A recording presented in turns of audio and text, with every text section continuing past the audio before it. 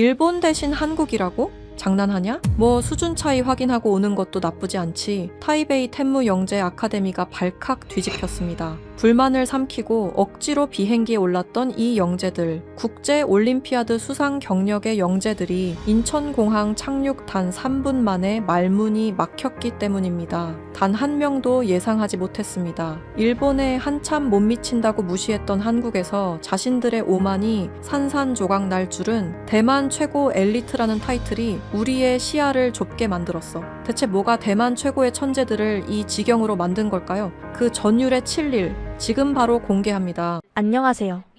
제 이름은 린미저입니다. 타이베이 텐무 영재 아카데미 3학년이고 얼마 전 미국 MIT 공대 합격 통지를 받아둔 상태죠. 제가 지금부터 들려드릴 이야기는 제 인생에서 가장 부끄러웠지만 동시에 가장 짜릿했던 지난 일주일간의 기록입니다. 솔직히 말해서 이 이야기를 꺼내는 게 아직도 얼굴이 화끈거릴 만큼 창피합니다. 하지만 저처럼 우물 안개구리로 살고 있을 누군가를 위해 용기를 내어봅니다. 사건의 발단은 졸업 여행지 발표 날이었습니다. 저희 학교는 매년 졸업 여행을 실리콘밸리나 유럽의 선 연구소 같은 곳으로 갑니다. 단순한 여행이 아니라 미래의 리더로서 견문을 넓히는 필드 트립 개념이거든요. 그런데 담임 선생님의 입에서 나온 단어는 충격 그 자체였습니다. 이번 목적지는 한국이다. 서울과 판교, 그리고 비무장지대를 방문할 예정이다. 교실은 순식간에 찬물을 끼얹은 듯 조용해졌습니다. 그러다 곳곳에서 불만 섞인 탄식이 터져나왔죠. 제 짝꿍이자 둘도 없는 친구인 왕자아오가 제일 먼저 입을 열었습니다. 선생님, 한국이라뇨? 예산이 삭감됐나요? 우리가 거기서 뭘 배우죠? K-팝 춤이라도 배우러 가는 건가요? 반 아이들이 킥킥거리며 웃었습니다. 저도 자아오의 말에 동의했습니다. 한국. 물론 알죠. 삼성과 LG 그리고 현대차가 있는 나라. 하지만 저희에게 한국은 그저 엔터테인먼트가 발달한 나라, 혹은 저희 대만과 반도체 시장을 두고 경쟁하는 라이벌 국가 정도였습니다. 특히나 저희는 전 세계 반도체, 파운드리 시장을 주도하는 TSMC를 보유했다는 자부심이 하늘을 찌르고 있었거든요. 저희 집안 어른들도 항상 말씀하셨습니다. 기술은 대만이 한 수위다. 한국은 마케팅을 잘할 뿐 기초과학이나 정밀기술은 아직 대만을 따라오려면 멀었다고요. 그런 교육을 받고 자란 저희에게 한국행은 일종의 시간 낭비처럼 느껴졌습니다. 차라리 일본 교토에 가서 정밀부품 공장을 견학하는 게 훨씬 낫지 않냐는 의견이 지배적이었죠. 비행기에 오르는 순간까지도 저희의 태도는 건방지기 짝이 없었습니다. 비즈니스 클래스 좌석에 몸을 묻으며 자아오가 투덜거렸습니다. 야, 위저야. 가서 그냥 김치나 실컷 먹고 오자. 쇼핑이나 좀 하고. 한국 화장품은 여자애들이나 좋아하지 우리 같은 공학도들한테 무슨 영감을 주겠냐. 저는 피식 웃으며 맞장구를 쳤습니다. 그러게 말이야. 삼성이 메모리 반도체 좀 한다고 해도 시스템 반도체는 우리가 꽉 잡고 있잖아. 그냥 머리 식히러 간다고 생각하자. 수준 차이 확인하고 오는 것도 나쁘지 않지. 그때까지만 해도 저는 몰랐습니다. 제가 말한 그 수준 차이라는 게 제 생각과는 정반대의 의미로 다가올 줄은요. 2시간 30분의 비행 끝에 비행기가 인천국제공항에 착륙한다는 안내 방송이 나왔습니다. 창밖으로 보이는 영종도의 풍경은 생각보다 거대했습니다. 하지만 놀라기엔 일렀습니다. 진짜 충격은 비행기에서 내려 입국장으로 들어서는 순간부터 시작되었으니까요. 게이트를 빠져나와 입국 심사대로 향하는 길. 가장 먼저 저희를 압도한 것은 공간감이었습니다. 타이베이 타오위안 공항도 훌륭하지만 인천공항 제2여객터미널의 층고와 개방감은 차원이 달랐습니다. 자연 채광이 쏟아지는 천장과 곡선으로 이루어진 건축. 미약은 공항이라기보다 거대한 우주 정거장에 온 듯한 느낌을 주었죠. 와, 여기 진짜 크긴 크다. 자아오가 자기도 모르게 감탄사를 내뱉었습니다. 하지만 저는 애써 태연한 척했습니다. 건물만 크면 뭐해. 소프트웨어가 중요하지. 운영 시스템이 엉망이면 그냥 큰 껍데기일 뿐이야. 그런데 제 말이 끝나기가 무섭게 저희 눈앞에 믿을 수 없는 광경이 펼쳐졌습니다. 입국 심사줄이 길게 늘어서 있을 거라 예상했는데 사람들은 멈추지 않고 마치 하이패스처럼 게이트를 통과하고 있었습니다. 저게 뭐야? 여권 검사 안 해? 자아오가 눈을 동그랗게 뜨고 물었습니다. 자세히 보니 스마트 패스라는 시스템이었습니다. 사전에 얼굴 정보를 등록한 승객들은 여권을 꺼낼 필요도 없이 안면 인식만으로 1초 만에 게이트를 통과하고 있었죠. 저희도 현지 가이드 선생님의 안내에 따라 미리 등록을 해둔 상태였습니다. 제 차례가 되어 카메라 앞에 섰습니다. 윙하는 작은 소리와 함께 초록색 불이 들어왔습니다. 통과하세요. 직원의 안내가 들렸습니다. 정말 걷는 속도 그대로 통과했습니다. 멈칫거림도 오류도 없었습니다. 대만에서도 자동 출입국 심사를 이용해봤지만 이렇게 매끄럽고 빠른 경험은 처음이었습니다. 여권을 꺼내고 페이지를 펼치고 지문을 찍는 그 모든 과정이 생략된 것입니다. 이 속도 실화냐? 방금 인식한 거 맞아? 뒤따라 나온 친구들도 얼떨떨한 표정이었습니다. 공항의 효율성에 혀를 내두르고 있을 때 저 멀리서 무언가가 스르르 미끄러져 다가왔습니다. 하얀색 유선형 몸체를 가진 로봇이었습니다. 에어스타라는 이름의 안내 로봇이었죠. 보통 이런 로봇은 전시용으로 세워두거나 멍청하게 벽에 부딪히기 일수인데 녀석은 복잡한 인파 속을 요리조리 피해서 저희 쪽으로 왔습니다. 도움이 필요하신가요? 로봇의 화면에 중국어가 떴습니다.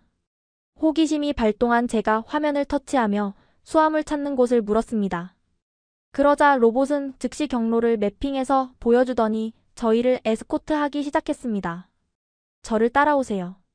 현재 수화물 수치대 7번은 혼잡도가 낮습니다. 단순한 길 안내가 아니었습니다. 실시간 공항 데이터를 분석해서 최적의 경로와 혼잡도까지 알려주는 시스템이었습니다. 저는 공학도로서 본능적으로 이 로봇의 센서 처리 속도와 자율주행 알고리즘이 예사롭지 않다는 걸 느꼈습니다. 이거 움직임이 엄청 부드러운데. 라이다 센서랑 카메라 연동이 거의 완벽해. 제가 중얼거리자 옆에 있던 예민한 성격의 여학생 천스안이 덧붙였습니다. 기술도 기술인데 디자인이 너무 귀엽지 않아? 사람한테 위화감을 안 주는 디자인이야. 한국 사람들 이런 디테일에 강하네. 짐을 찾고 입국장을 빠져나오는데 걸린 시간은 비행기에서 내린 지 불과 30분도 채 되지 않았습니다. 이 거대한 공항에서 수천 명의 승객이 쏟아져 나왔는데도 병목 현상이 거의 없다는 건 시스템 설계가 완벽하다는 뜻이었습니다. 공항 밖으로 나오자 1월의 차가운 한국 공기가 뺨을 때렸습니다. 리무진 버스가 저희를 기다리고 있었죠. 버스에 오르면서 저는 창밖으로 보이는 인천공항의 전경을 다시 한번 쳐다봤습니다. 인정하기 싫었지만 인정할 수밖에 없었습니다. 인프라 구축 능력만큼은 한국이 대만보다 한 수 위일지도 모른다는 사실을요. 하지만 저는 고개를 저으며 생각을 고쳐먹었습니다. 공항은 나라의 얼굴이니까 돈을 쏟아부어서 좋게 만들었겠지. 보여주기식 행정의 결과물일 거야. 시내로 들어가면 낡은 건물들과 무질서한 오토바이들이 우리를 반길 게 뻔해. 자아오도 제 생각에 동의하는 눈치였습니다. 야, 공항만 좋으면 뭐하냐.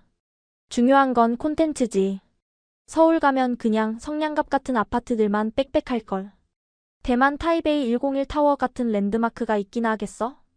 저희를 태운 버스는 인천대교를 건너 서울로 향했습니다. 끝없이 펼쳐진 바다 위를 가로지르는 거대한 다리의 위용에 잠시 압도되었지만 저희는 애써 침착함을 유지하려 노력했습니다. 아직 본게임은 시작도 안 했으니까요.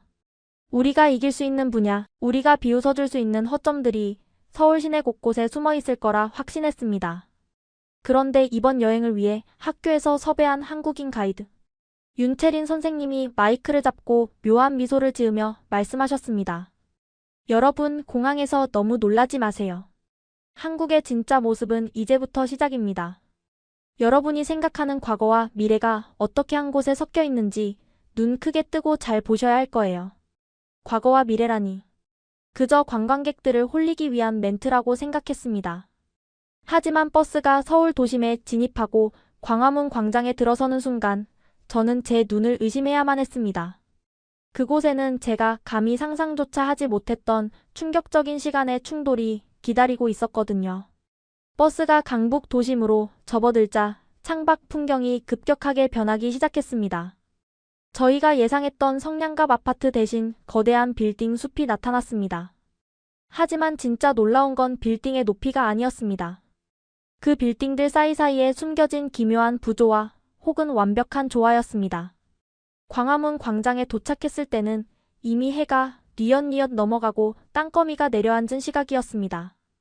버스에서 내리자마자 저도 모르게 탄성을 내뱉고 말았습니다. 제 눈앞에는 600년이 넘은 조선 왕조의 전궁인 경복궁이 장엄한 자태를 뽐내며 서 있었습니다. 근정전의 처마 끝에 걸린 달과 은은한 조명을 받은 단청의 색감은 그야말로 한 폭의 동양화 같았습니다. 대만에도 고궁 박물관이나 오래된 사원들이 있지만 이렇게 도심 한복판에 거대한 궁궐이 원형 그대로 보존되어 있다는 사실이 믿기지 않았습니다. 와, 저기 봐. 진짜 옛날 왕이 살던 곳 같아.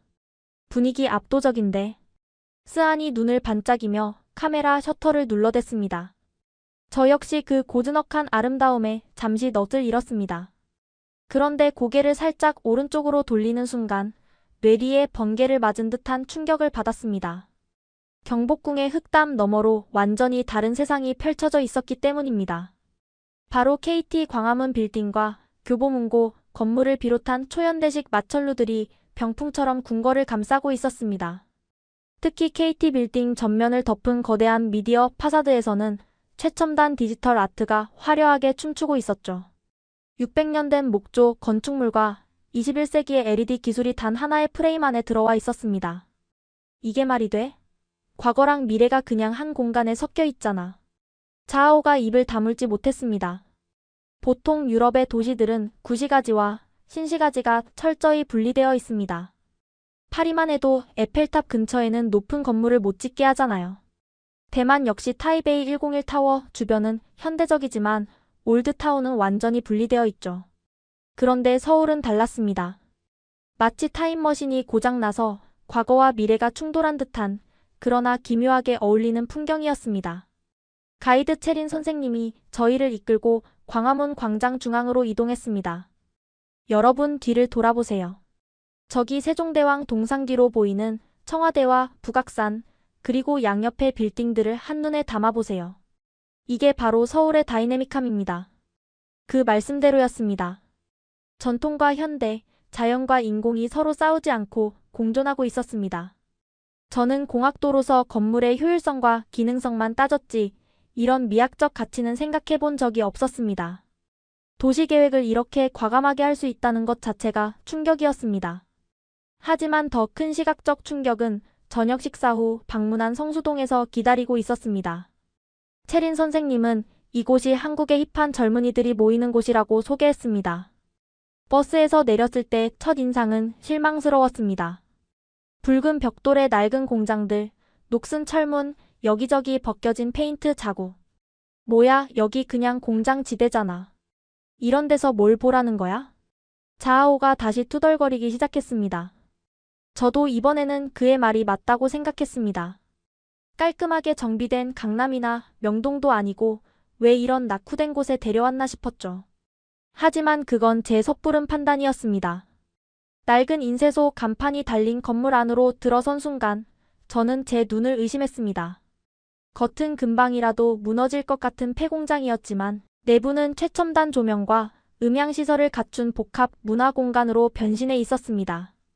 과거 신발 공장이었던 곳은 유명 브랜드의 팝업 스토어가 되어 있었고 녹슨 기계 부품들은 인테리어 소품으로 활용되어 힙한 분위기를 연출하고 있었습니다. 이건 그냥 리모델링 수준이 아니야. 공간의 기억을 살리면서 새로운 가치를 부여했어. 건축에 관심이 많은 스안이 감탄하며 말했습니다. 대만에도 낡은 건물을 개조한 카페들이 있지만 성수동의 스케일과 디테일은 차원이 달랐습니다. 특히 한 팝업 스토어에서는 증강현실 기술을 활용해 벽면에 스마트폰을 비추면 과거 공장의 작업 모습이 오버랩되어 보이는 체험을 제공하고 있었습니다. 낡은 공간에 최신 기술을 입혀서 완전히 새로운 경험을 만들어내고 있잖아. 이건 단순히 돈을 바른다고 되는 게 아니야. 기획력의 승리라고. 저는 인정하지 않을 수 없었습니다. 한국인들은 단순히 새 것을 짓는 것에 만족하지 않고 옛 것을 재해석해 새로운 문화를 창조하는 데 탁월한 능력이 있었습니다. 거리에 넘쳐나는 한국의 젊은이들 또한 마찬가지였습니다. 그들의 패션은 자유분방했고 표정에는 활기가 넘쳤습니다. 누가 시키지 않아도 스스로 문화를 즐기고 소비하는 에너지가 거리 전체를 휘감고 있었습니다. 우리는 항상 TSMC의 수율이나 공정 미세와 같은 숫자 노름에만 빠져 있었어. 그런데 한국은 그 기술을 가지고 문화를 만들고 공간을 디자인하고 있네. 문득 그런 생각이 들었습니다. 기술은 인간을 위해 존재해야 한다는 뻔한 명제가 눈앞에 현실로 다가온 느낌이었습니다. 낡은 창고에서 흘러나오는 재즈 음악과 그 옆을 지나가는 자율주행 배달 로봇의 모습. 이질적인 것들이 만들어내는 하모니가 저의 꽉 막힌 사고회로를 조금씩 건드리기 시작했습니다. 호텔로 돌아오는 버스 안에서 저는 창밖으로 스쳐 지나가는 서울의 야경을 멍하니 바라보았습니다. 한강의 다리마다 켜진 조명들이 강물 위에 춤을 추고 있었습니다. 불과 몇 시간 전까지만 해도 성냥갑, 아파트나 있을 거라고 비웃었던 제 자신이 조금씩 부끄러워지기 시작했습니다. 하지만 아직 제 자존심은 완전히 꺾이지 않았습니다. 그래, 겉모습은 화려하게 잘 꾸몄네. 인정해. 문화나 디자인 감각은 우리보다 나을 수도 있어. 하지만 본질은 기술이야. 기초과학과 엔지니어링 실력은 우리가 절대 뒤지지 않아. 내일 방문할 한국의 과학고에서 진짜 실력을 겨뤄보면 알게 되겠지. 저는 주먹을 꽉 쥐었습니다. 내일은 한국의 특수목적고인 K과학 영재학교를 방문해 그곳 학생들과 공동 수업을 하는 일정이 잡혀 있었습니다. 대만 최고의 엘리트인 우리가 한국 학생들에게 진리가 없다고 확신했습니다. 수학과 코딩 실력만큼은 타의 추종을 불허한다고 자부했으니까요. 내일 본때를 보여주자. 우리가 왜 아이비리그에 가는지 증명해주는 거야. 자하오와 저는 비장한 눈빛을 교환했습니다. 그러나 저희는 꿈에도 몰랐습니다. 내일 그 교실에서 우리가 마주하게 될 것은 복잡한 수학 공식이나 현란한 코딩 기술이 아니라는 것을요. 그보다 훨씬 더 거대하고 본질적인 충격이 우리를 기다리고 있다는 사실을 말입니다. 기술적 오만함이 산산조각 나는 소리가 벌써부터 들리는 듯 했습니다. 셋째 날 아침 버스는 서울을 벗어나 경기도의 한적한 구릉지로 향했습니다. 저희가 방문할 곳은 한국 최고의 이공계 영재들이 모인다는 K과학영재학교였습니다. 솔직히 말해서 저는 조금 들떠 있었습니다. 어제 눈으로 본 한국의 외형적 발전은 인정하지만 머리싸움이라면 이야기가 다르니까요. 대만 학생들의 수학 및 과학 성취도는 국제올림피아드에서도 항상 최상위권을 다툽니다. 우리가 그들보다 못할 리 없다는 확신, 그것은 제 자존심의 마지막 보루였습니다. 학교 정문에 들어서는 순간 자하오가 휘파람을 불었습니다. 와, 여기 학교 맞아? 무슨 대기업 연구소 같은데. 건물은 세련된 노출 콘크리트와 유리가 조화를 이루고 있었고 캠퍼스 곳곳에는 학생들이 제작한 것으로 보이는 기하학적 조형물들이 놓여 있었습니다. 하지만 저는 짐짓 아무렇지 않은 척했습니다. 시설 좋다고 공부 잘하는 거 아니야. 중요한 건 저 안에 있는 학생들의 수준이지. 저희는 안내를 받아 3학년 심화탐구반 교실로 들어갔습니다. 교실 문을 열자마자 제가 생각했던 학교의 이미지는 산산조각 났습니다. 칠판과 책상이 줄지어 있는 풍경을 상상했는데 그곳은 마치 스타트업의 개발실 같았습니다. 3D 프린터가 윙윙거리며 돌아가고 있었고 한쪽 벽면은 복잡한 수식과 회로도가 적힌 화이트보드로 가득 찼습니다. 바닥에는 드론 부품과 케이블이 어지럽게 널려 있었죠. 한국 학생 4명이 저희를 맞이했습니다. 그중 리더처럼 보이는 남학생이 앞으로 나왔습니다. 류태호라는 이름의 학생이었습니다. 뿔테 안경에 헝클어진 머리, 피곤해 보이지만 눈빛만은 형형하게 살아있는 친구였습니다. 반가워. 대만에서 온 친구들이지? 기다리고 있었어. 오늘 우리 프로젝트에 대해 피드백을 주고받는 시간이라고 들었어. 태호의 영어 발음은 유창했고 태도는 여유로웠습니다. 우리는 간단한 인사를 나눈 뒤 곧바로 프로젝트 발표를 시작했습니다. 기선 제압이 필요하다고 생각한 제가 먼저 나섰습니다. 저희 팀의 주제는 도심교통신호 최적화 알고리즘이었습니다. 대만 타이베이의 복잡한 교차로 데이터를 기반으로 차량, 대기 시간을 획기적으로 줄이는 복잡한 수식을 적용한 모델이었죠. 저는 칠판에 수식을 써 내려가며 열변을 토했습니다. 보시다시피 이 알고리즘은 카오스 이론을 적용해서 변수 제어를 극대화했어. 연산 속도는 기존 대비 30% 향상되었고 서버 부하도 최소화했지. 이게 바로 기술의 효율성이라는 거야. 발표를 마치자 한국 학생들은 고개를 끄덕이며 박수를 쳤습니다. 태호가 손을 들고 질문했습니다. 대단하다. 수학적 모델링이 정말 완벽해. 그런데 위저, 이 알고리즘을 실제 신호등에 적용하려면 구형 제어 장치를 다 교체해야 하지 않아? 비용 문제가 만만치 않을 텐데. 저는 속으로 비웃었습니다. 비용 따위를 걱정하다니 엔지니어가 할 소리인가 싶었죠. 기술적 진보를 위해서라면 인프라 교체는 당연한 투자야. 최고의 성능을 내는 게 우리의 목표니까. 제 대답에 태호는 묘한 미소를 지으며 알겠다고 했습니다. 그리고 그들의 차례가 되었습니다. 태호네 팀이 들고 나온 것은 투박하게 생긴 농업용 드론이었습니다. 날개는 카본이 아닌 저렴한 플라스틱 소재였고 여기저기 테이프로 마감한 흔적이 보였습니다. 저는 실망감을 감추지 못했습니다. 겨우 저런 장난감을 보여주려고 우리를 불렀나? 태호가 발표를 시작했습니다. 우리가 만든 건 인공지능 기반의 농작물 질병 예측 드론이야. 카메라가 밭을 날아다니며 작물의 잎 색깔을 분석하고 병충해가 의심되면 농부에게 알람을 보내지. 여기엔 엣지 컴퓨팅 기술을 적용해서 인터넷이 느린 시골에서도 실시간 분석이 가능해. 기술적인 설명은 나쁘지 않았습니다. 엣지 컴퓨팅이나 이미지 분석 NPU를 다루는 솜씨는 제법이었습니다. 하지만 결정적인 충격은 그 다음에 찾아왔습니다. 태호가 주머니에서 들어온 조종기를 꺼냈을 때였습니다.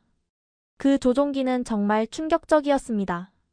최신형 터치스크린이나 조이스틱이 아니었습니다. 마치 90년대 오락실 게임기처럼 커다란 빨간색, 파란색 버튼이 3개 달려 있었고 화면은 흑백 LCD였습니다. 너무나 촌스러운 디자인에 자아오가 풋하고 웃음을 터뜨렸습니다. 야, 저거 박물관에서 훔쳐온 거 아니야? 조종기가 왜 저렇게 생겼어? 제가 물었습니다. 태호, 너희 기술력은 인정하겠는데 인터페이스가 너무 구시대적이야. 왜 태블릿을 안 쓰고 저런 구형 버튼을 쓴 거야? 화면 공간 낭비도 심하고 기능 확장성도 떨어지잖아. 이게 너희가 말하는 최신 기술이야? 그러자 태호가 조종기를 들어 보이며 차분하게 대답했습니다. 위저, 네 말이 맞아. 태블릿이 더 예쁘고 기능도 많지. 그런데 이 드론을 누가 쓸까? 바로 시골에 계신 70대 할머니, 할아버지들이야. 그분들은 터치스크린을 어려워하셔. 겨울에 장갑을 끼고도 누를 수 있는 큰 물리 버튼, 그리고 영어가 아닌 사투리로 나오는 음성 안내가 그분들에게는 최고의 기술이야. 순간 저는 뒤통수를 한 대 세게 얻어맞은 기분이었습니다. 태호가 이어 말했습니다. 우리는 코딩을 할 때 항상 생각했어. 이 코드가 얼마나 빠른가가 아니라 이 코드가 누구를 돕는가. 사용자가 쓰지 못하는 기술은 아무리 뛰어난 알고리즘이라도 쓰레기라고 생각하거든. 우리는 기계가 아니라 사람을 위해 코딩해. 교실 안에는 정적만이 흘렀습니다. 자아오의 비웃음도 사라졌고 스아는 입을 다물지 못했습니다. 저는 얼굴이 화끈거려 견딜 수가 없었습니다. 저는 오로지 시스템의 효율, 숫자의 최적화, 그리고 나의 지적 과시에만 몰두해 있었습니다. 사용자가 누구인지, 그들이 어떤 환경에 처해 있는지는 단 한 번도 고민해 본 적이 없었죠. 태호는 쐐기를 박듯 드론의 시연 영상을 보여주었습니다.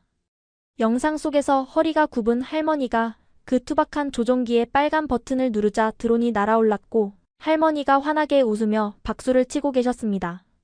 그 미소를 보는 순간 제가 칠판에 썼던 그 복잡하고 아름다운 수식들이 한없이 초라하게 느껴졌습니다. 옆에 있던 스안이 조용히 저에게 속삭였습니다. 위저, 우리가 졌다. 인정하고 싶지 않았지만 인정해야 했습니다. 한국 학생들은 단순히 공부를 잘하는 게 아니었습니다. 그들은 기술을 바라보는 관점 자체가 달랐습니다. 우리는 상위 1%가 되기 위해 공부했지만 그들은 나머지 99%를 돕기 위해 기술을 연마하고 있었던 겁니다. 태호가 저에게 다가와 어깨를 툭 치며 말했습니다. 그래도 네 알고리즘의 변수 제어 방식은 진짜 좋았어. 나중에 우리 드론 비행 제어에도 적용해보고 싶은데 소스 코드 좀 공유해줄 수 있어? 그의 말은 비꼬는 게 아니었습니다. 진심 어린 존중이 담겨 있었습니다. 그 태도가 저를 더 부끄럽게 만들었습니다. 류태호라는 이 친구, 도대체 정체가 뭘까? 한국 고등학생들은 다 이런 생각을 가지고 사는 걸까? 저는 처음으로 제 안의 오만함에 균열이 가는 소리를 들었습니다. 점심시간 급식실로 향하는 저희의 발걸음은 무거웠습니다. 식판에 담긴 김치와 불고기가 눈에 들어오지 않았습니다. 자아오가 숟가락을 휘저으며 말했습니다. 나 좀 충격받았어. 쟤네들 우리가 생각했던 것보다 훨씬 무서운 놈들일지도 몰라. 그날 오후 내내 저는 태호의 말이 머릿속을 맴돌았습니다. 사람을 위한 기술. 그것은 교과서에는 나오지만 시험에는 나오지 않는 그러나 가장 중요한 정답이었습니다. 숫자와 수식만이 전부라고 믿었던 제 세계관에 처음으로 금이 가기 시작한 순간이었습니다. 대만에서 저를 키워낸 교육은 상위 0.1%를 향한 경쟁이었습니다. 더 빠르게, 더 정밀하게, 더 효율적으로. 그런데 태호는 그 모든 걸 뒤집어 놓았습니다. 기술의 속도보다 기술이 닿는 방향이 중요하다는 것을요. 하지만 이것은 시작에 불과했습니다. 머리로 깨달은 충격은 가슴으로 느끼는 충격에 비하면 아무것도 아니었으니까요. 그날 밤 서울의 화려한 야경 아래서 저희는 또 다른 한국의 얼굴을 마주하게 됩니다. 그리고 그 밤에 벌어진 사건은 저 린 위저의 인생관을 송두리째 바꿔놓게 됩니다. 기술적 오만함에 이어 이번에는 우리의 상식과 편견 자체가 산산조각 나는 순간이 다가오고 있었습니다. 과학고에서의 충격이 채 가시지 않은 셋째 날 밤이었습니다. 하지만 젊음이라는 건 참 묘해서 충격은 충격이고 노는 건 노는 거였죠. 저희는 호텔방에만 박혀있기 아까운 마음에 채린 선생님을 졸라 야간 자율 일정을 허락받았습니다. 목적지는 바로 여의도 한강공원. 한국 드라마에서 수없이 봐왔던 그 로망, 강변에서의 치맥을 경험해보기 위해서였습니다. 밤 11시가 넘은 시각이었지만 한강은 대낮처럼 밝고 활기찼습니다. 강바람은 시원했고 곳곳에서 버스킹 음악이 흘러나왔죠. 저희는 편의점 앞 테이블에 자리를 잡고 치킨 2마리와 맥주를 시켰습니다. 돗자리를 펴고 앉아 서울의 야경을 바라보니 낮에 느꼈던 열등감과 부끄러움이 조금은 씻겨 내려가는 듯 했습니다. 야, 솔직히 인정하자. 한강 야경은 타이베이 딴수이보다 좀 낫네. 자아오가 맥주를 들이키며 퉁명스럽게 말했습니다. 우리는 낄낄거리며 동의했습니다. 분위기에 취해 수다를 떨다 보니 시간 가는 줄 몰랐습니다. 태훈의 학교에서 받은 충격, 한국의 거리, 문화, 그리고 우리의 미래에 대해 이야기하다 보니 어느새 새벽 1시가 훌쩍 넘어가고 있었죠. 사건은 우리가 자리를 옮기려고 할 때 터졌습니다. 잠깐만. 내 가방. 내 가방 어디 갔지? 자아오가 갑자기 비명을 지르듯 소리쳤습니다. 녀석의 얼굴은 순식간에 핏기가 빠져 백지장처럼 하얗게 변해 있었습니다. 우리는 주위를 둘러봤습니다. 우리가 치킨을 먹던 벤치, 화장실에 다녀오며 잠시 앉았던 계단, 편의점 앞 테이블. 그 어디에도 자아오의 검은색 백팩은 보이지 않았습니다. 술기운이 확 달아났습니다. 그 가방은 단순한 여행 가방이 아니었거든요. 안에는 자아오의 최신형 노트북과 태블릿, 그리고 우리 졸업 프로젝트의 원본 데이터가 담긴 외장하드, 결정적으로 이번 여행 경비로 쓰려고 환전해온 공금. 현금 300만 원과 녀석의 개인 비상금까지 합쳐 하나로 약 500만 원이 넘는 현금이 들어있었습니다. 기기값과 데이터의 가치까지 합치면 3천만 원이 넘는 말 그대로 자아오의 전 재산이나 다름없는 가방이었습니다. 미쳤어, 미쳤어. 거기에 내 포트폴리오 다 들어있다고. 백업도 안 해놨단 말이야. 자아오는 머리를 감싸쥐고 주저앉았습니다. 새벽 2시에 한강공원. 가로등이 켜져 있다고는 하지만 곳곳이 어두컴컴한 사각지대였습니다. 주변에는 술 취한 사람들, 자전거를 타는 사람들, 배달 오토바이들이 쉴 새 없이 오가고 있었죠. 누가 가져간 게 분명해. 아까 화장실 갈 때 벤치에 그냥 두고 왔잖아. 벌써 30분이 지났다고. 여긴 공원이라 CCTV도 없을 텐데 이걸 어떻게 찾아.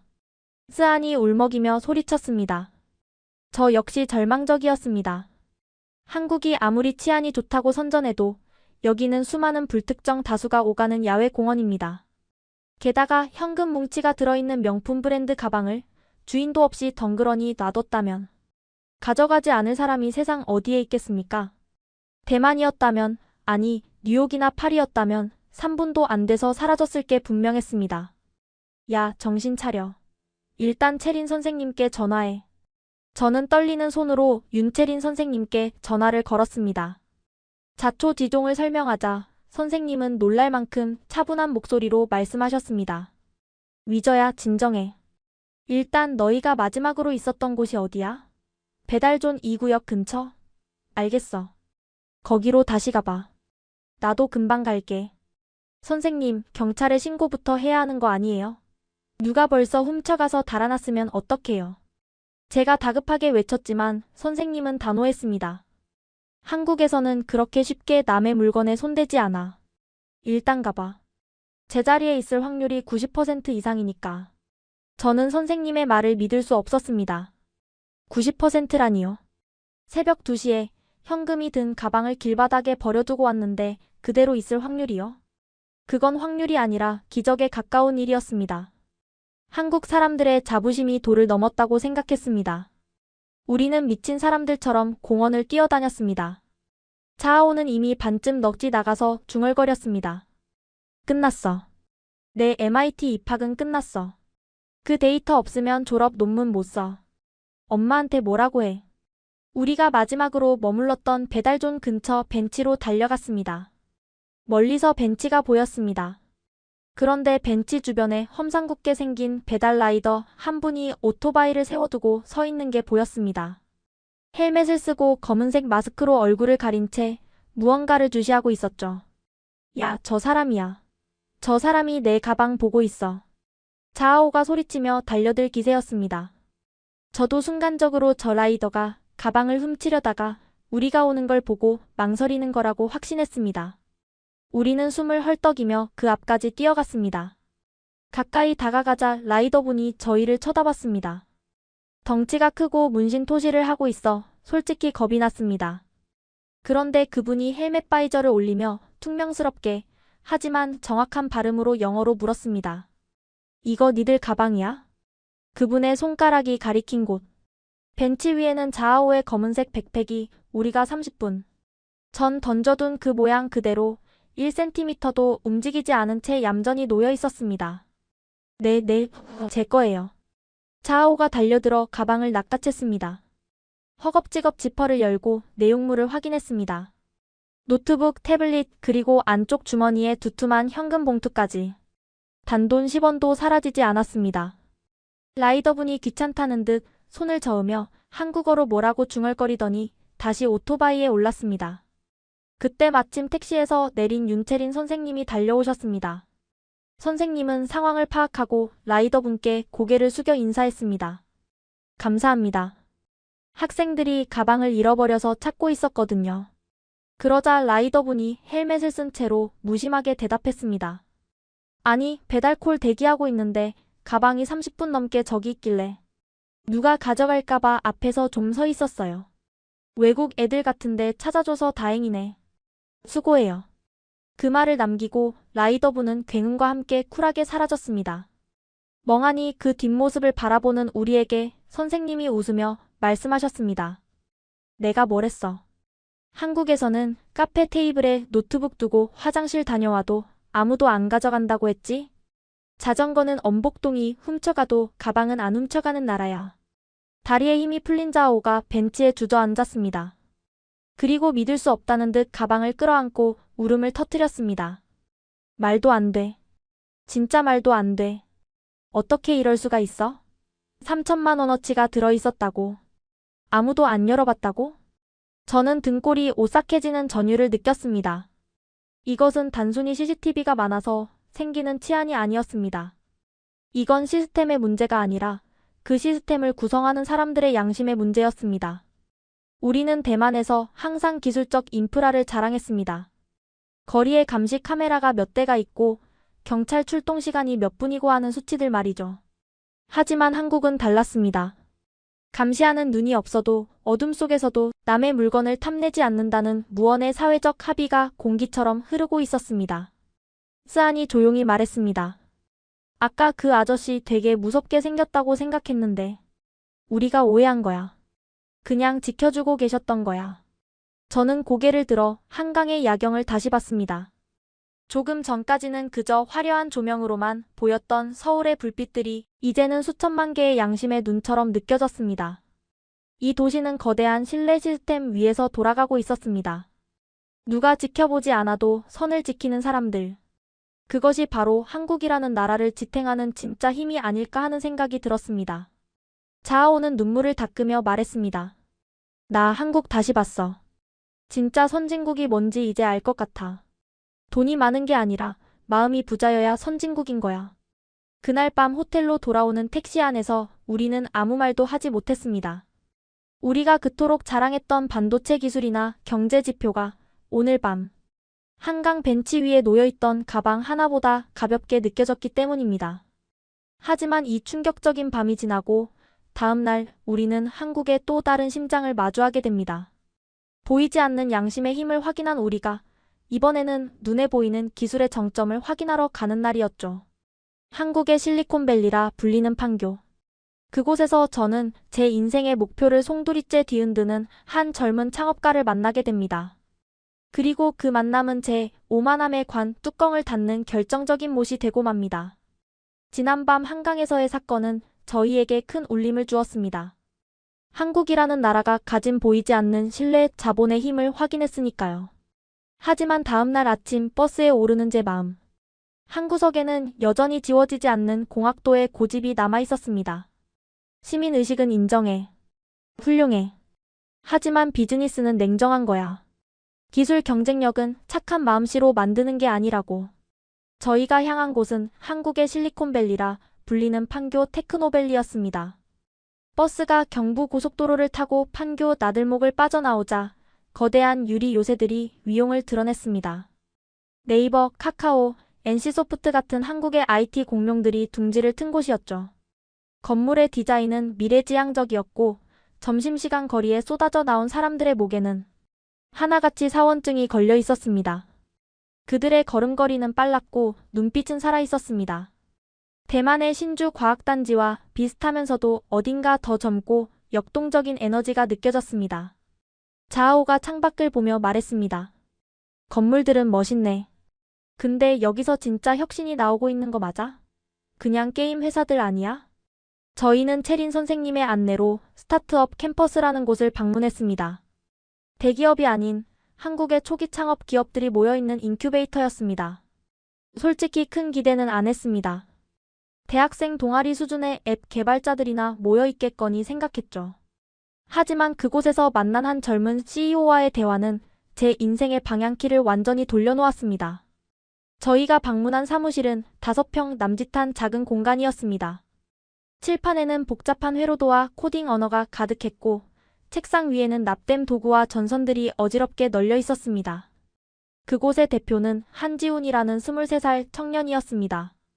저희보다 고작 서너 살 많은 형이었죠. 안녕하세요. 시각장애인을 위한 촉각 디스플레이를 개발하고 있는 한지훈입니다. 그가 내민 명함에는 점자가 함께 인쇄되어 있었습니다. 그가 개발 중인 제품은 스마트폰의 화면을 실시간으로 점자와 그래픽으로 변환해주는 패드였습니다. 기존의 점자 정보 단말기는 텍스트만 변환되었지만 이 제품은 그림이나 그래프까지 입체적으로 표현해준다고 했습니다. 기술적인 호기심이 발동한 제가 물었습니다. 그래픽을 촉각으로 변환한다고요? 그게 가능해요? 해상도 문제가 있을 텐데요. 핀의 밀도를 높이면 단가가 너무 비싸지지 않나요? 지훈 형은 웃으며 시제품을 보여주었습니다. 맞아요. 그래서 우리는 형상기억 합금을 사용했어요. 전기를 흘려보내면 핀이 올라오는 방식이죠. 기존 모터 방식보다 부피는 10분의 1로 줄이고 가격은 5분의 1로 낮췄어요. 저는 깜짝 놀랐습니다. 형상기억 합금을 이런 소형 디바이스에 적용한다는 발상 자체가 혁신적이었습니다.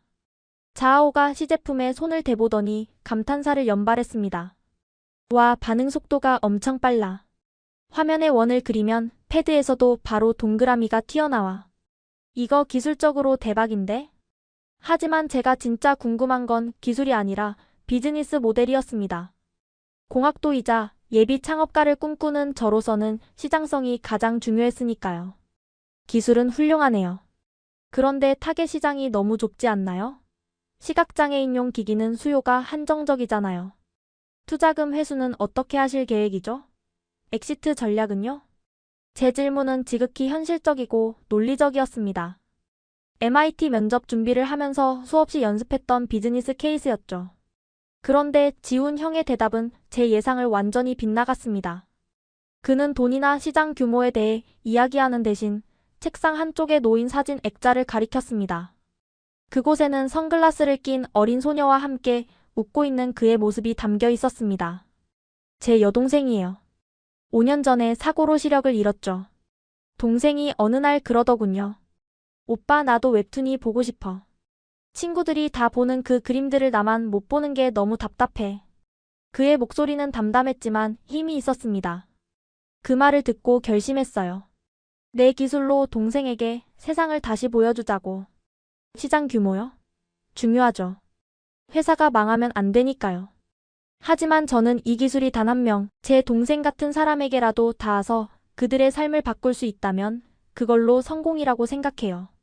돈은 가치를 만들면 따라오는 거라고 믿거든요.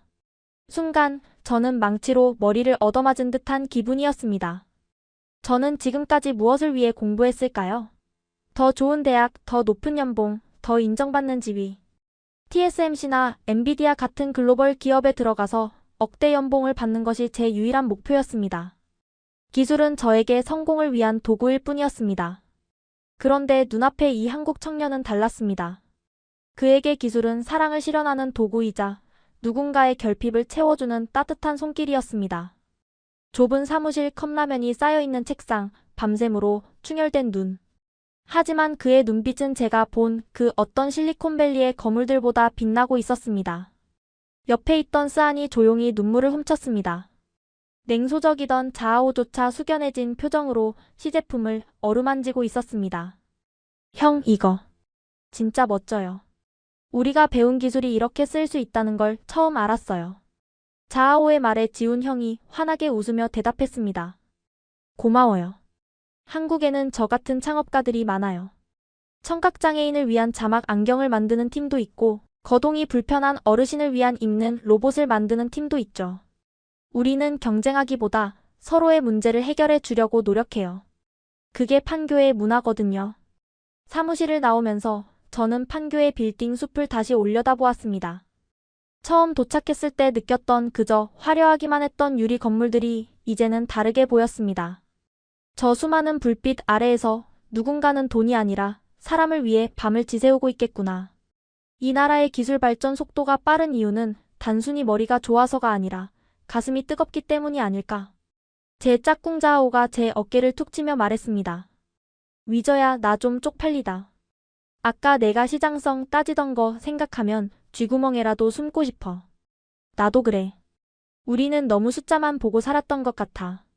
저희는 그날 저녁 판교의 한 식당에서 늦은 저녁을 먹으며 열띤 토론을 벌였습니다.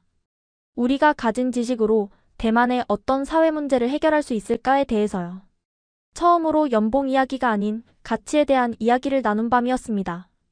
하지만 한국이 저희에게 줄 가르침은 여기서 끝이 아니었습니다. 머리로 이해한 기술의 따뜻함을 다음 날 저희는 온몸으로, 그것도 가장 절박한 상황에서 체험하게 됩니다. 여행 엿새째 날, 가장 섬세하고 조용한 친구 천스안에게 예기치 못한 생명의 위기가 닥쳐왔기 때문입니다. 응급실이라는 가장 긴박한 공간에서 저희는 한국 시스템의 정점을, 그리고 그 시스템을 움직이는 인간의 절정을 목격하게 됩니다. 과연 저희는 무사히 대만으로 돌아갈 수 있었을까요? 판교에서의 감동이 채 가시지 않은 엿새째 날이었습니다. 이날은 별다른 일정 없이 자유롭게 서울을 둘러보는 날이었죠. 저희는 홍대와 명동을 돌아다니며 길거리 음식도 사 먹고 쇼핑도 하며 모처럼 고등학생다운 시간을 보냈습니다. 사건은 저녁 8시쯤 터졌습니다. 호텔 근처 퓨전 한식당에서 저녁을 먹던 중이었습니다. 스안이 갑자기 목을 극적이며 불편한 표정을 지었습니다. 나 목이 좀 간지러운 것 같아. 숨쉬기가 좀 답답하고. 처음엔 대수롭지 않게 생각했습니다. 그런데 불과 5분도 지나지 않아 스안의 얼굴이 벌겋게 부어오르더니 쌕쌕거리는 거친 숨소리를 내기 시작했습니다. 식은 땀을 비 오듯 흘리며 의자에서 스르르 미끄러져 내렸죠. 야, 스안. 왜 그래? 정신 차려. 제가 소리쳤지만 스안은 이미 말을 제대로 잇지 못했습니다. 입술은 파랗게 질려가고 있었고 눈은 초점을 잃어가고 있었습니다. 아나필락시스 쇼크였습니다. 나중에 알고 보니 소스에 들어간 아주 미세한 견과류 성분에 반응한 것이었습니다. 대만에서도 한 번 겪은 적이 있었는데 그때는 에피네프린 주사를 바로 맞아서 괜찮았지만 지금은 주사기도 없었고 말도 통하지 않는 외국이었습니다. 어떡해. 구급차 불러야 해. 자아오가 패닉에 빠져 소리쳤습니다. 식당 직원들이 달려왔고 누군가 119에 신고하는 소리가 들렸습니다. 저는 눈앞이 캄캄했습니다. 여기서 구급차가 얼마나 빨리 올 수 있을까? 한국의 응급실은 외국인을 받아주기나 할까? 거절당하면 어떡하지? 온갖 공포스러운 생각이 머릿속을 뒤집어 놓았습니다. 스안이 제 손을 꽉 잡았습니다. 손이 얼음장처럼 차가웠습니다. 위저. 나. 숨이. 안 쉬어. 그 짧은 순간이 1년처럼 느껴졌습니다. 그런데 식당 문 밖에서 사이렌 소리가 들린 건 신고한 지 불과 5분도 지나지 않아서였습니다. 주황색 유니폼을 입은 구급대원들이 들이닥쳤습니다. 그들은 망설임 없이 스안의 상태를 확인하더니 산소 마스크를 씌우고 능숙하게 들것에 실었습니다. 아나필락시스 의심 환자. 기도 확보해. 보호자분 같이 타세요. 저와 자아오는 엉겁결에 구급차에 올라탔습니다. 구급차 안에서도 대원들은 쉴 새 없이 스안의 활력 징후를 체크하고 무전으로 병원과 소통했습니다. 그들의 눈빛은 침착하면서도 긴박했습니다. 외국인이라서 당황하거나 주저하는 기색은 전혀 없었습니다. 그저 눈앞에 살려야 할 환자가 있다는 사실 하나에만 집중하는 프로들이었습니다. 도착한 곳은 서울의 한 대학병원 응급실이었습니다. 문이 열리자마자 의료진들이 달려 나와 스안을 인계받았습니다. 드라마에서나 보던 긴박한 상황이 제 눈앞에서 펼쳐졌습니다. 환자분 견과류 알레르기 있나요? 에피네프린 투여 준비하세요. 의사 선생님이 영어로 저에게 빠르게 질문했습니다. 저는 알고 있는 병력을 더듬거리며 설명했습니다. 선생님은 제 말을 경청하며 동시에 처치를 지시했습니다.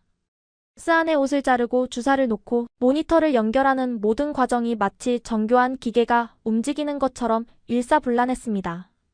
30분쯤 지났을까요? 의사 선생님이 땀을 닦으며 저희에게 다가왔습니다. 다행히 기도가 막히기 전에 조치를 취해서 고비는 넘겼습니다. 지금은 안정 상태예요. 조금만 늦었어도 위험할 뻔했습니다. 다리에 힘이 풀려 그 자리에 주저앉았습니다. 자아오는 안도의 눈물을 쏟기 시작했습니다. 선생님은 그런 자아오의 어깨를 토닥여주며 따뜻하게 말씀하셨습니다. 많이 놀랐죠? 타국에서 친구가 아프니 얼마나 겁났겠어요. 이제 괜찮으니까 너무 걱정하지 말아요. 우리가 계속 지켜볼게요. 그제야 정신이 든 저는 병원비를 걱정하기 시작했습니다. 대만이나 미국에서는 응급실 한 번 가면 수백만 원이 깨진다는 이야기를 들었거든요. 게다가 우리는 외국인이라 보험도 안 될 테니 엄청난 금액이 나올 거라 예상했습니다. 선생님, 병원비가 많이 나오겠죠? 저희가 학생이라. 제가 조심스럽게 물었습니다. 그러자 선생님은 웃으며 말씀하셨습니다. 병원비 걱정은 나중에 원무과랑 상의하면 돼요. 그리고 한국 의료비는 그렇게 터무니없이 비싸지 않아요. 돈보다 사람이 먼저잖아요. 그 말이 제 가슴을 후벼 팠습니다. 돈보다 사람이 먼저다. 판교에서 지훈 형에게 들었던 그 말이 여기서 또 들렸습니다. 한국이라는 나라는 도대체 어떤 곳일까요? 기술을 개발하는 사람도 생명을 다루는 사람도 모두 같은 철학을 공유하고 있는 것 같았습니다. 스안이 안정을 되찾고 일반 병실로 옮겨졌습니다. 창백했던 얼굴에 혈색이 돌아온 스안이 저희를 보고 힘없이 웃었습니다. 미안해. 나 때문에 놀랐지? 야, 이 바보야. 살아줘서 고마워. 진짜 죽는 줄 알았잖아. 자아오가 콧물을 훌쩍이며 스안의 손을 잡았습니다. 그때 간호사 선생님이 들어오셔서 스안의 상태를 체크해 주셨습니다. 영어가 서툰 분이었지만 손짓 발짓과 번역 앱을 써가며 스안이 불편한 건 없는지 꼼꼼히 챙겨주셨습니다. 그 친절함은 의무감에서 나오는 게 아니라 진심 어린 걱정에서 나오는 것이 분명했습니다. 새벽녘 병원 벤치에 앉아 자판기 커피를 마시며 자아오와 저는 아무 말도 할 수 없었습니다. 불과 며칠 전까지만 해도 한국을 비웃고 우리가 더 잘났다고 으스대던 저희였습니다. 하지만 지난 엿새간 한국은 저희에게 너무나 많은 것을 보여주었습니다. 압도적인 인프라, 사람을 향한 기술, 보이지 않는 시민의식, 그리고 생명을 대하는 헌신적인 태도까지. 우리가 진짜 바보였어. TSMC가 전부는 아닌데. 반도체만 잘 만든다고 선진국이 아닌데. 자아오가 씁쓸하게 웃으며 말했습니다. 저도 고개를 끄덕였습니다. 맞아. 진짜 선진국은 시스템이 사람을 위해 존재하는 나라야. 우리가 한국을 이기려면 기술이 아니라 저런 마음가짐부터 배워야 할 것 같아. 병원을 나오며 바라본 서울의 새벽 하늘은 유난히 맑았습니다. 스안을 살려준 이 도시에 그리고 이 나라의 사람들에게 깊은 감사를 느꼈습니다. 그리고 다짐했습니다. 이 고마움을 잊지 않겠다고. 나중에 내가 훌륭한 사람이 되면 꼭 한국처럼 누군가를 돕는 시스템을 만들겠다고요. 이제 여행의 마지막 밤이 다가오고 있었습니다. 저희는 호텔로 돌아가 짐을 챙겨야 했습니다. 하지만 그 짐 속에는 올 때 가져왔던 오만함과 편견 대신 존경과 배움, 그리고 새로운 꿈이 가득 채워져 있었습니다. 이제 저희의 변화된 내면과 미래를 향한 다짐을 이야기할 시간입니다. 이 여행이 우리 인생을 어떻게 바꿨는지, 그리고 우리가 어떤 약속을 남기고 떠났는지 들려드릴게요. 스안이 태어나고 돌아온 여행의 마지막 밤이었습니다. 내일이면 우리는 다시 타이베이로 돌아가야 했습니다. 짐 정리를 마친 우리 셋은 호텔 스카이라운지에 모여 앉았습니다. 창밖으로는 서울의 야경이 파노라마처럼 펼쳐져 있었지만 첫날 밤처럼 들뜨거나 흥분한 기색은 없었습니다. 대신 무거운 침묵만이 감돌았죠. 그 침묵을 깬 건 자아오였습니다. 야, 이거 한번 들어볼래? 자아오가 주머니에서 스마트폰을 꺼내더니 녹음 파일 하나를 재생했습니다. 야, 위저야, 가서 그냥 김치나 실컷 먹고 오자. 한국이 뭐 별거 있냐? 우리가 가서 한 수 가르쳐주고 오자고. 낄낄낄. 비행기 안에서 우리가 나눴던 대화였습니다. 그 녹음이 흘러나오자마자 저는 얼굴이 화끈거려 견딜 수가 없었습니다. 스아는 귀를 막으며 소리쳤습니다. 아, 제발 꺼버려. 듣기 괴로워 죽겠어. 자아오가 쓴웃음을 지으며 정지 버튼을 눌렀습니다. 불과 일주일 전인데 꼭 10년 전 철없던 시절 이야기 같지 않냐? 나 진짜 저 때의 나를 한 대 때려주고 싶다. 우리는 모두 고개를 숙였습니다. 부끄러움이 파도처럼 밀려왔습니다. 명문고 수재라는 타이틀, 부모님의 재력, 그리고 TSMC라는 국가적 자부심 뒤에 숨어서 우리는 세상을 너무나 좁게 보고 있었습니다. 제가 조용히 입을 열었습니다. 우물 안개구리. 딱 우리를 두고 하는 말이었어. 나는 내가 세상의 중심인 줄 알았거든. 성적은 상위 0.1%일지 몰라도 인간으로서는 하위 1%였던 것 같아. 스안이 따뜻한 차를 한 모금 마시며 말했습니다. 나는 이번 여행에서 무서운 걸 봤어. 한국의 기술이나 시스템이 무서운 게 아니야. 그 모든 걸 움직이는 사람들의 마음이 무서웠어. 판교의 그 오빠, 응급실 의사 선생님, 심지어 한강의 배달 기사님까지. 그들은 모두 자기 일에 자부심이 있었고 타인을 향한 배려가 몸에 배어 있었어.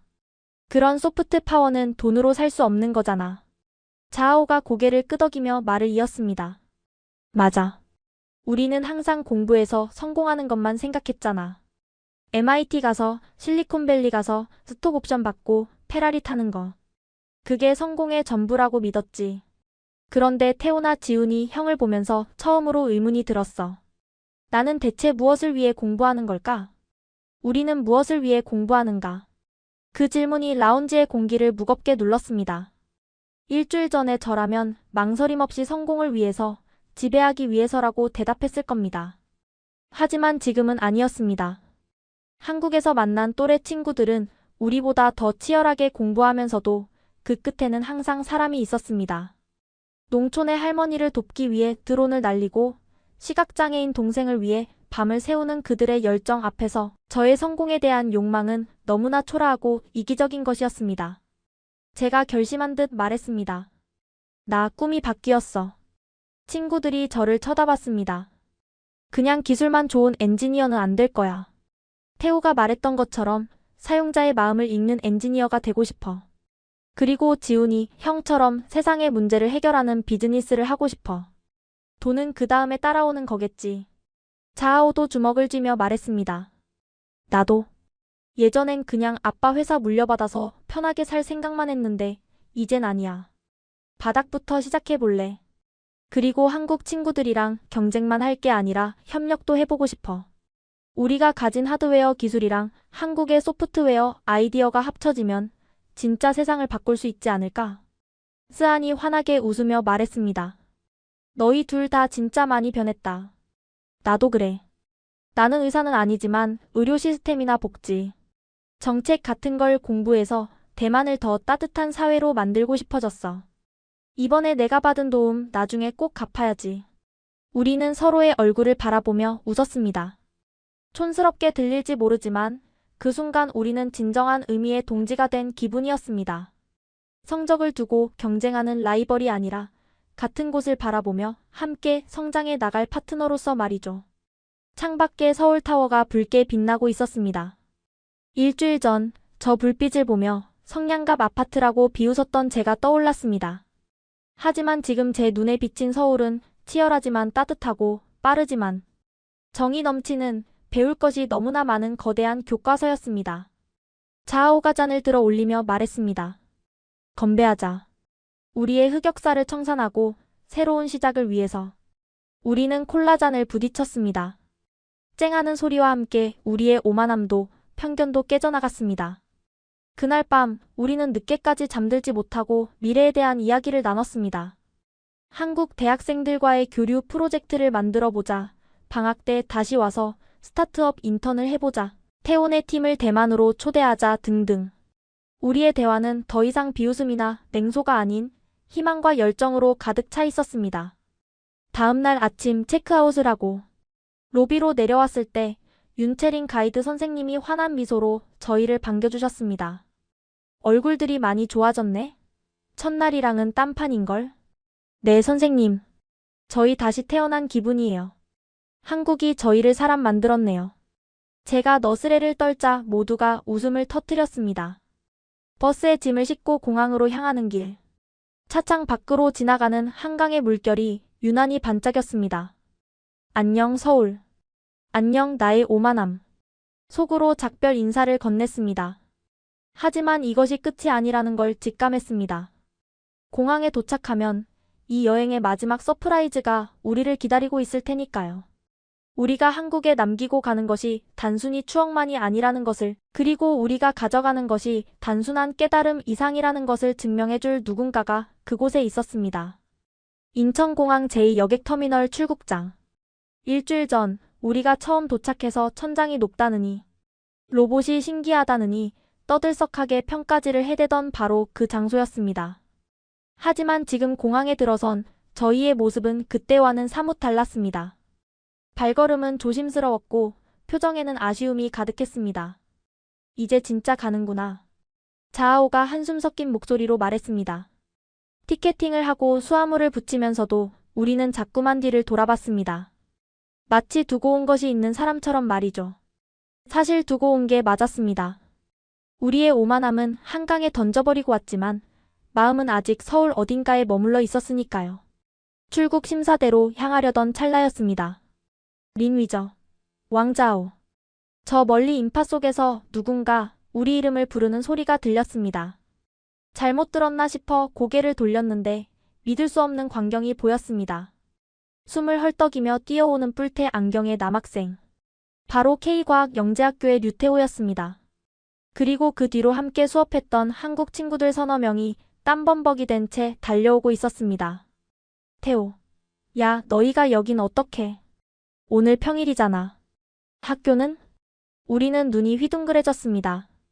태호가 무릎을 짚고 숨을 고르더니 환하게 웃으며 말했습니다. 점심시간 땡 하자마자 조퇴 신청하고 튀어왔지. 공항철도 직통열차 타니까 겨우 시간 맞췄네. 너희 그냥 보내기 섭섭해서 인사라도 하려고 왔어. 가슴이 뭉클했습니다. 고작 하루, 그것도 몇 시간 같이 수업한 게 전부인 외국인 친구들을 위해. 학교까지 빠지고 공항까지 달려오다니요. 이게 말로만 듣던 한국인의 정이라는 건가 싶었습니다. 태호가 가방에서 주섬주섬 무언가를 꺼냈습니다.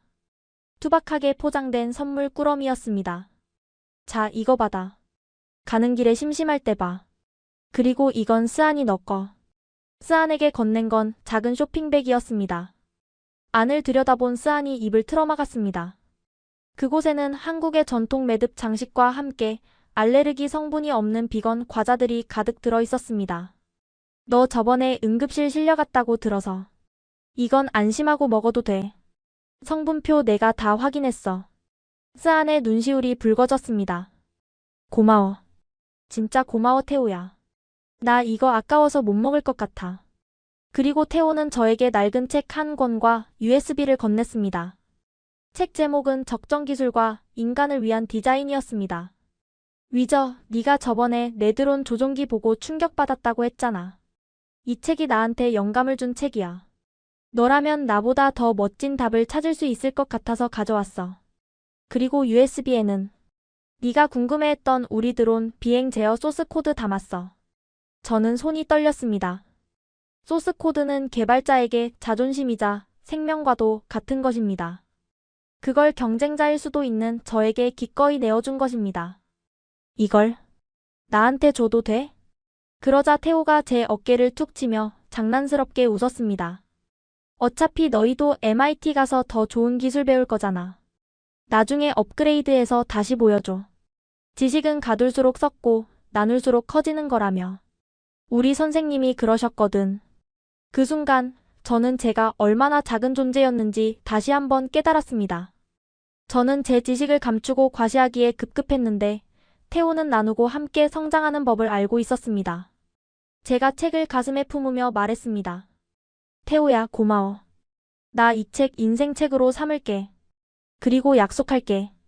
이 소스 코드 더 발전시켜서 꼭 다시 너한테 보여줄게. 옆에 있던 자오도 한국 친구들과 얼싸안고 작별 인사를 나눴습니다. 처음엔 한국을 무시했던 자오가 가장 서럽게 울고 있었습니다. 야, 너희 나중에 대만 꼭 와야 해. 내가 타이베이 101 타워 꼭대기층 레스토랑에서 밥 쏜다. 망고 빙수도 사줄게. 태호가 손을 내밀었습니다. 위저, 우리는 이제 라이벌인 거 알지? 나중에 실리콘밸리에서 만나든 어디서 만나든 절대 안 봐준다. 저는 태호의 손을 꽉 잡았습니다. 그리고 힘주어 말했습니다. 아니, 우리는 라이벌이 아니야. 응? 우리는 파트너야. 네가 가진 따뜻한 마음이랑 내가 가진 기술이 합쳐지면 우린 세상 못 바꿀 게 없어. 그러니까 우리 꼭 다시 만나서 같이 일하자. 태호의 눈이 커지더니 이내 환한 미소로 번졌습니다. 그래, 파트너. 그 말 진짜 멋지다. 약속한 거다. 출국장 게이트가 열리고 안내방송이 나왔습니다. 이제 정말 헤어져야 할 시간이었습니다. 우리는 아쉬움에 자꾸만 뒤를 돌아보며 손을 흔들었습니다. 잘 가. 꼭 연락해. 한국 친구들의 목소리가 점점 멀어졌지만 그들이 보여준 진심은 제 가슴속에 깊이 박혔습니다. 보안 검색대를 통과하고 면세구역으로 들어왔을 때 스안이 눈물을 닦으며 말했습니다. 나 한국이 그리울 것 같아. 이렇게 헤어지는 게 힘들 줄은 몰랐어. 비행기에 탑승해 좌석에 앉았습니다. 창밖으로 분주하게 움직이는 인천공항의 풍경이 보였습니다. 일주일 전 저는 이곳을 그저 시스템이 잘 갖춰진 차가운 구조물로만 생각했습니다. 하지만 지금은 저 활주로의 유도등 하나하나가 따뜻한 배웅의 불빛처럼 느껴졌습니다. 비행기가 이륙하고 서울의 전경이 발 아래로 멀어졌습니다. 저 멀리 롯데월드 타워가 보이고 굽이치는 한강이 보였습니다. 저는 태호가 준 책을 펼쳤습니다. 첫 장에는 서툰 한자로 이렇게 적혀 있었습니다. 진정한 기술은 사람을 향한다. 우리의 우정이 국경을 넘었듯이. 저는 창밖을 보며 조용히 다짐했습니다. 다시 돌아올 거라고. 그때는 지금처럼 철없는 고등학생이 아니라 세상을 좀 더 따뜻하게 만들 수 있는 능력을 갖춘 진짜 엔지니어가 되어 돌아오겠다고요. 그리고 그때 다시 태호를 만나면 당당하게 말할 겁니다. 네 덕분에 내가 이렇게 성장했다고. 옆자리에서 자아오가 창밖을 보며 중얼거렸습니다. 안녕 코리아. 고마웠어. 진짜 많이 배우고 간다. 대만으로 돌아가는 비행기 안. 제 가방 속에는 면세점에서 산 화장품 대신 한국에서 배운 열정과 겸손, 그리고 사람을 향한 따뜻한 시선이 가득 차 있었습니다. 7일간의 짧은 여행은 끝났지만 제 인생을 바꿀 진짜 여정은 이제 막 시작되었습니다. 우물 안개구리는 드디어 우물 밖으로 나왔습니다.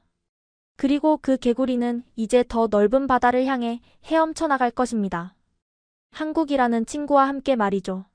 지금까지 사연 어떠셨나요? 대만 최고의 영재들이 고개를 숙인 건 기술력이 아니라 사람의 마음이었습니다. 여러분이 외국인에게 보여주고 싶은 한국의 모습은 무엇인가요? 댓글로 나는 한국이 자랑스럽다라고 남겨주세요. 구독과 좋아요는 더 많은 사연을 전하는 힘이 됩니다.